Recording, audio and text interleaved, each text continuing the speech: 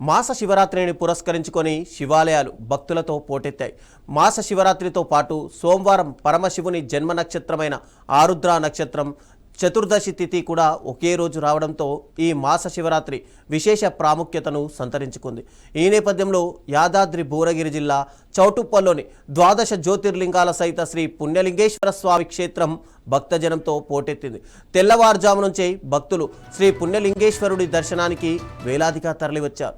మాస శివరాత్రి నాడు ద్వాదశ జ్యోతిర్లింగాలను ఒకే చోట దర్శించుకొని అభిషేకాలు నిర్వహించి అలౌకికమైన అనుభూతిని పొందారు. ఇక ఆలయ ప్రాంగణంలోని కపిల గోశాలను సందర్శించి గోమాత సేవలో తరించారు. దర్శనానంతరం పుణ్యప్రసాదం స్వీకరించి సేదతీరారు. శివాంకితమైన 4 ప్రత్యేక సందర్భాలు ఒకే రోజు వచ్చిన అరుదైన రోజు కావడంతో శ్రీ పుణ్యలింగేశ్వర స్వామి క్షేత్రం ఓం నమః శివాయ నామస్మరణతో మార్మోగిపోయింది. అలాగే మాస శివరాత్రి నాడు యథావిధిగా నిర్వహించే శ్రీ మాణిక్యాంబా సమేత శ్రీ పుణ్యలింగేశ్వర స్వామి వారి దివ్య కళ్యాణం భక్తుల జయ జయ దాదాల మధ్య నేత్రపర్వంగా జరిగింది. భక్తులకు ఇబ్బంది కలగకుండా ఆలయ కమిటీ ప్రత్యేక ఏర్పాట్లు చేసింది.